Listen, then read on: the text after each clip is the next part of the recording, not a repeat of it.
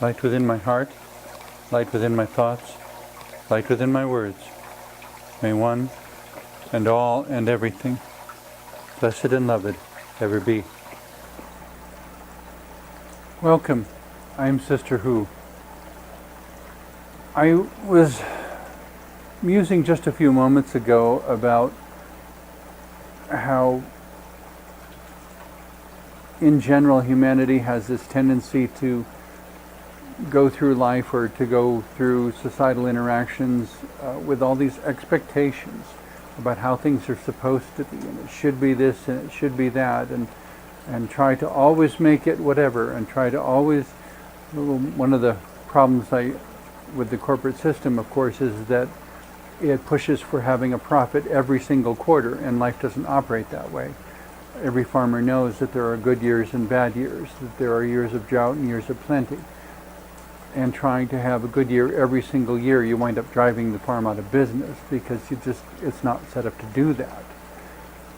But as it's coming to terms with all these supposed to's and should be's, though, that ideally is an opportunity for us to better ourselves and better our species and better our communities, that we learn how to come up with something that has a symbiotic relationship with everything around us, so that it goes up and it goes down and it ebbs and flows, and the tide goes in and the tide goes out, and we don't suffer loss in the process because we have adapted our way of living to the ebb and flow of the tide, to the cycles of drought and plenty that go, over the course of 10 years. There will be, which are the years where we can expect a really abundant harvest, and which are the years where we can expect another drought to happen.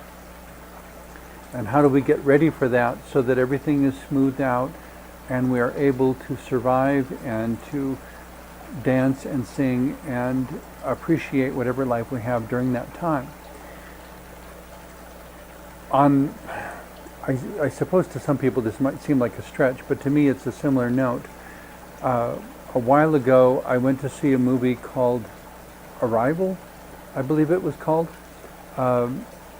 in which humanity is interacting with, I guess you'd call it an extraterrestrial life form, but the way it comes and goes in the movie, I don't know if they're extraterrestrial or if they're from, not so much from another planet as from another dimension of being.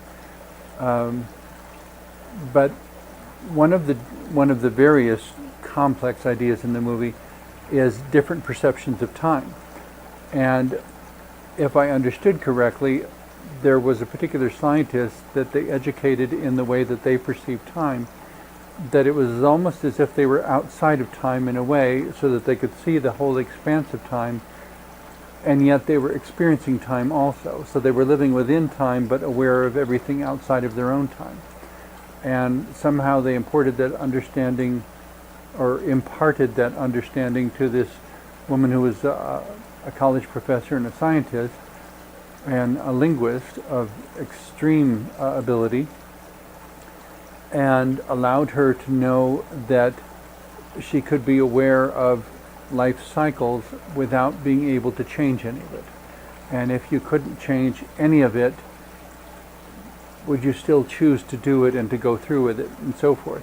And one of the difficult challenges in that was understanding that she would have a daughter, that she would enjoy that daughter for 18 years, and then that daughter would die of a terminal illness of some kind.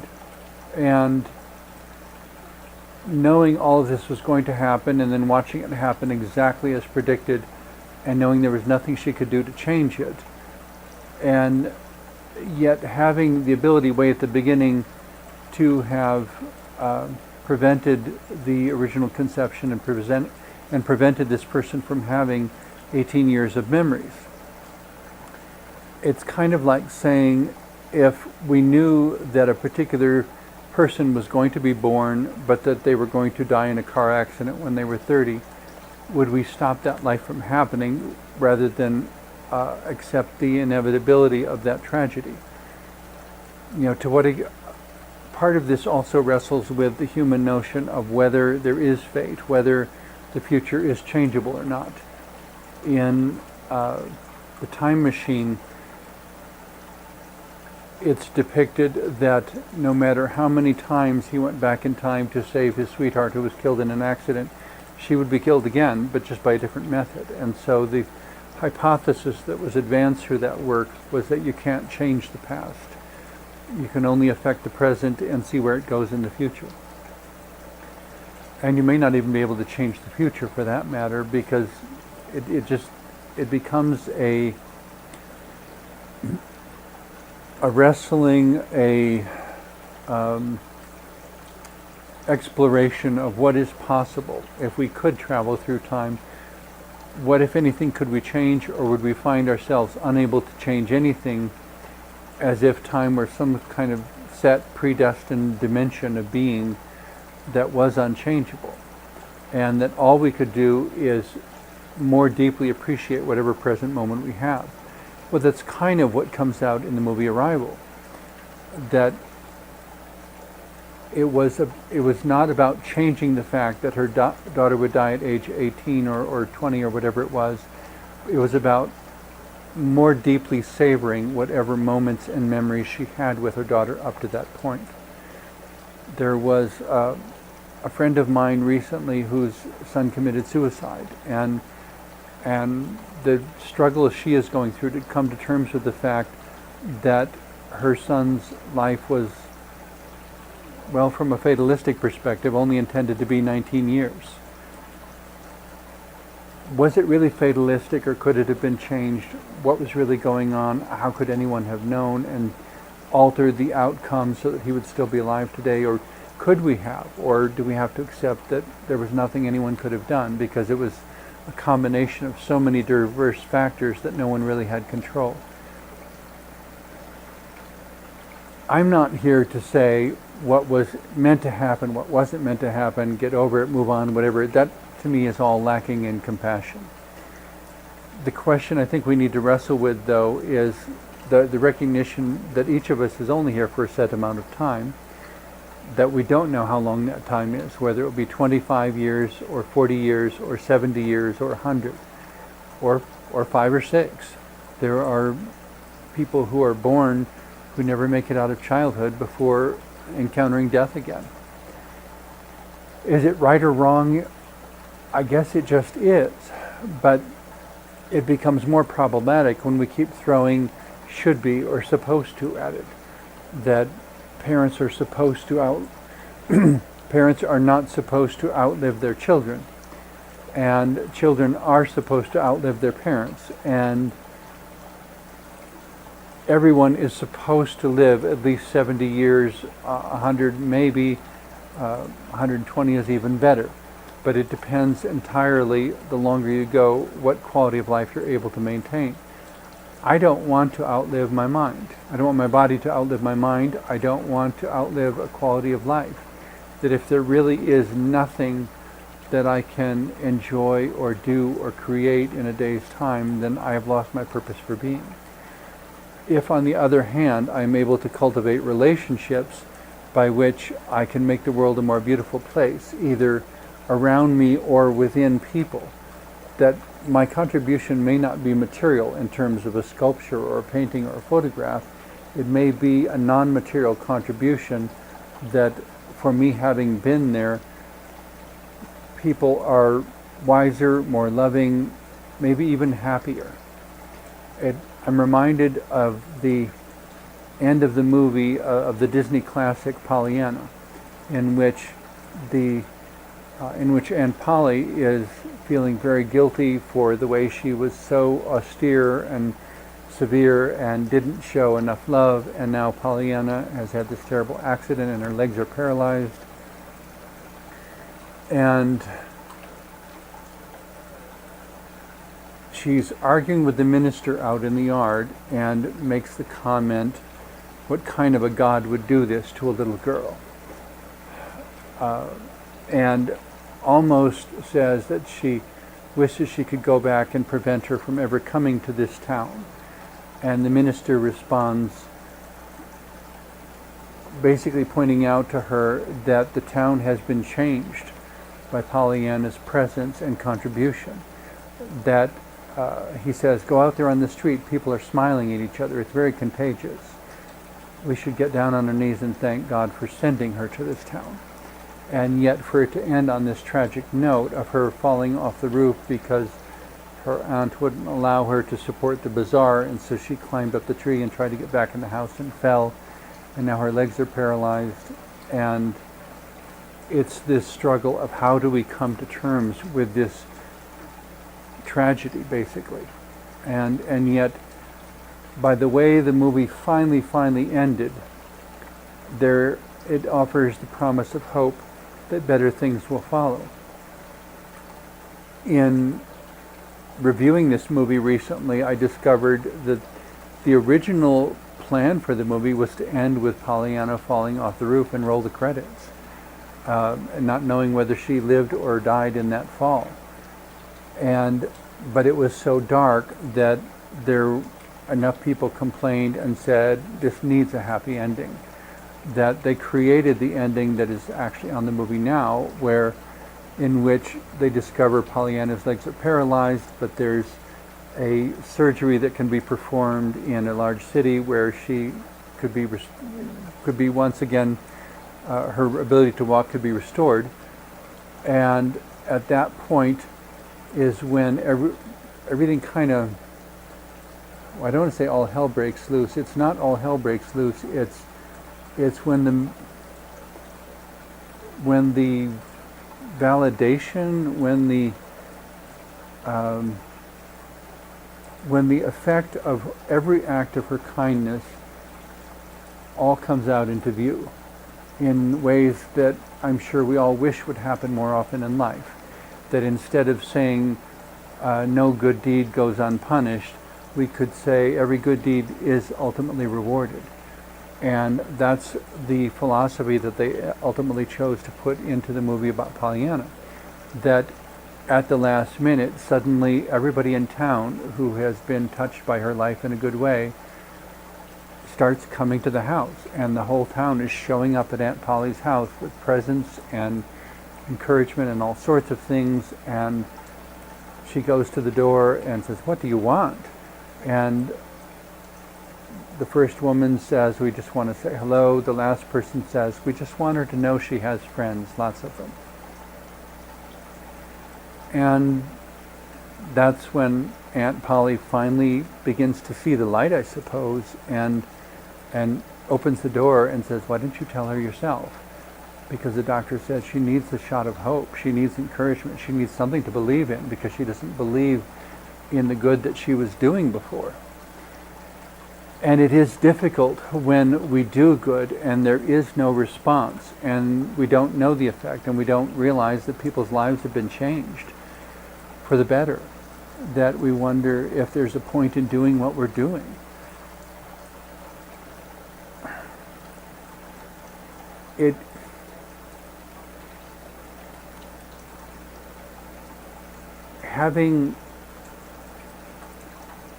I was going to say having faith, but it's not exactly having faith. It's finding the faith in ourselves and finding the faith in each other, that sometimes when things don't go well, it's part of a much more complex unfolding.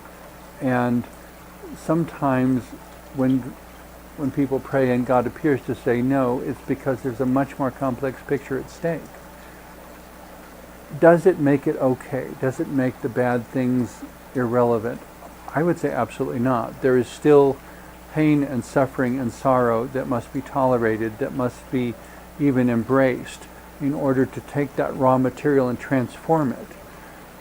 Unless, from a higher perspective, and this is certainly not something that even I as a human being would have the ability to choose,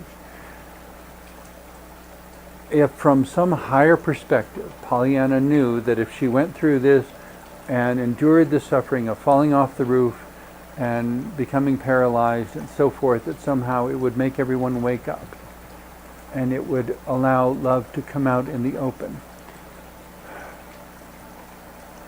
would she have the strength to choose to do that? Or some of my New Age friends would say, well, of course she meant to do that. I don't like the way they say it so casually, because it makes it sound easy and glib almost, as if it's no big deal to choose to be someone who suffers with chronic pain, or someone who suffers a great, tremendous loss.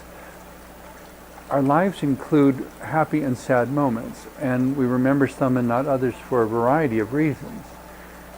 When we choose to remember the happy moments without being blind to the others, but choosing to focus on the happy moments as the ones that empower us, as the ones that allow us to take another step forward, that I recognize something bad has happened, but I also recognize that I still have the ability to smile and do something right, that I have a smile, that I have the ability to say thank you to the one who has helped me, that I have the ability to extend that same help that I have received to somebody else, and that it's not about what it costs or how much I'll profit.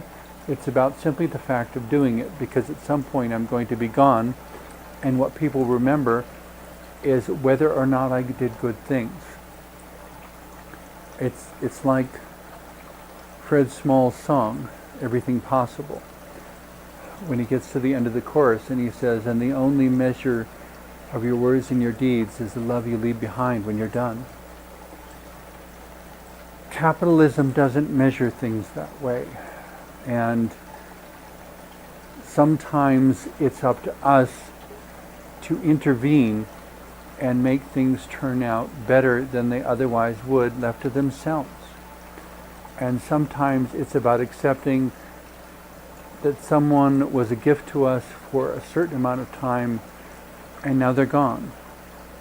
And we need to not only remember them, but to be inspired by them, to be inspired to be better people and to live better lives, not in some heroic, over-dramatized, melodramatic Hollywood way, but simply to say that because this person is here, I have the ability to believe in life.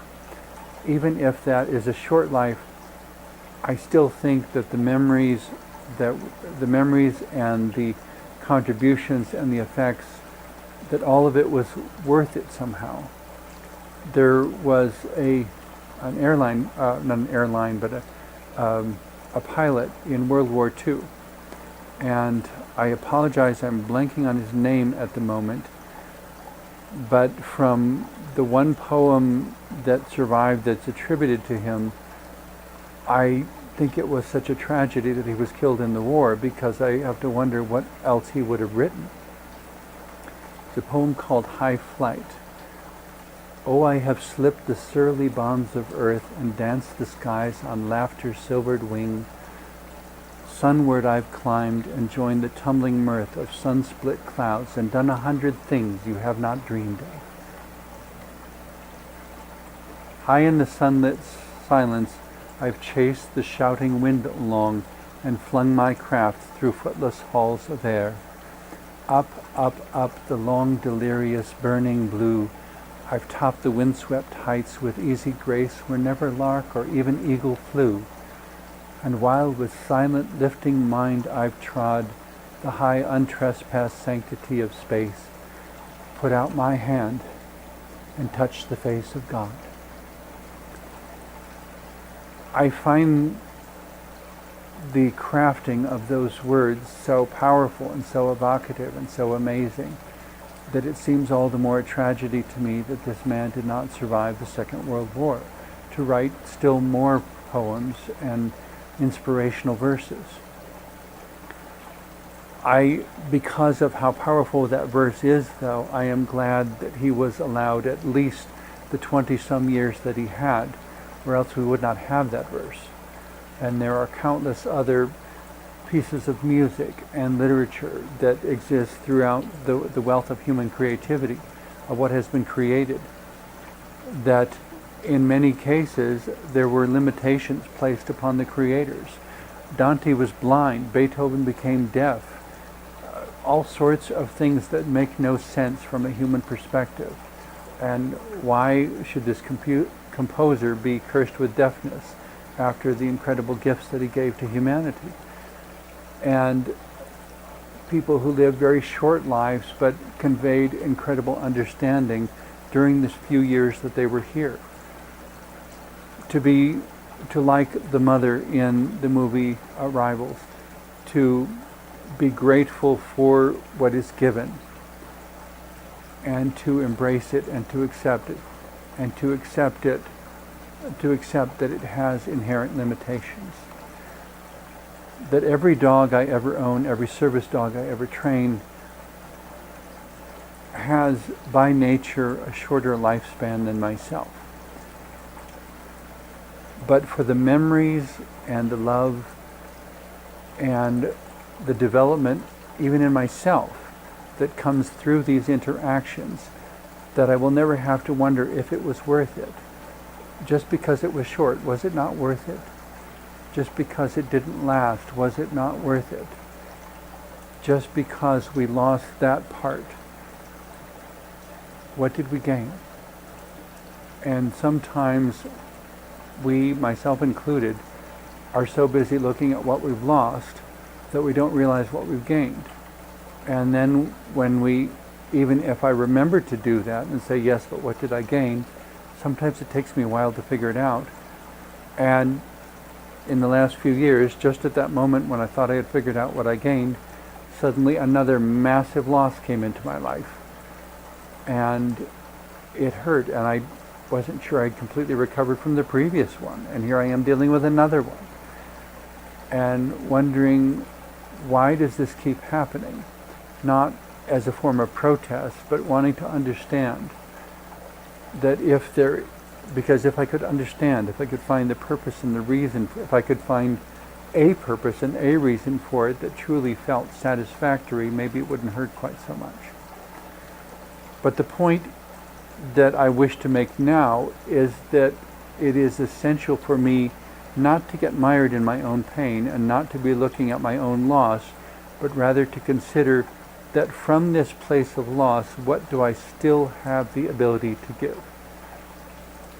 And when Pollyanna fell off that roof in the Disney classic movie and lost the ability to walk, that was a painful and horrible thing to go through. And initially she was very human, as any of us would be, saying, I don't want to see anyone, I don't want to deal with anything, I don't want to play the glad game anymore.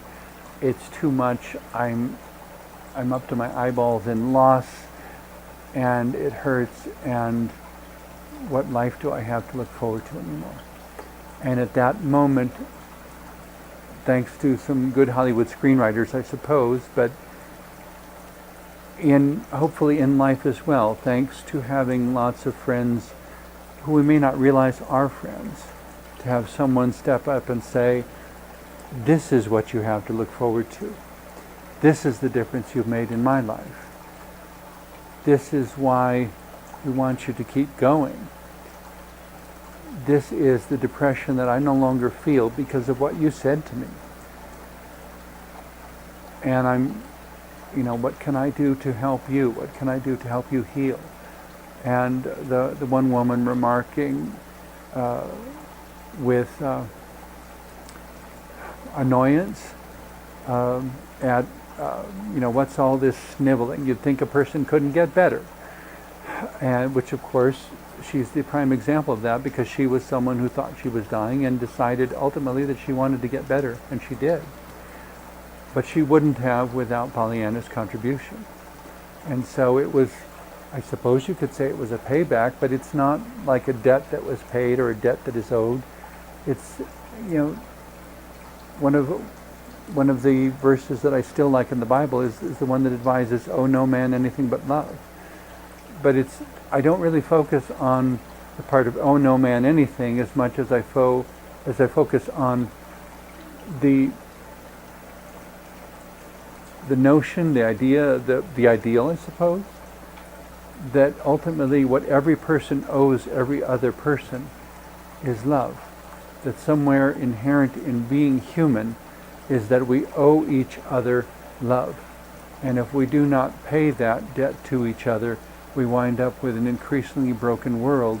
We wind up in a world with paralyzed legs that cannot do what it needs to do until it comes together with hope again and brings the best of our resources and the best of our humanity into a fusion of body, mind, and spirit in love and wisdom that allows all of us to celebrate again and to take on a new name. As they at the end of the movie, as they're pulling out of the train station, they're hanging up a sign that says Harrington, the Glad Town, because of the profound effect that Pollyanna's simple little presence had upon their whole way of perceiving the world and each other.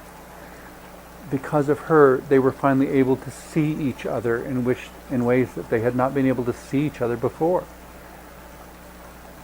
From a certain perspective, sometimes life is all about learning how to truly see.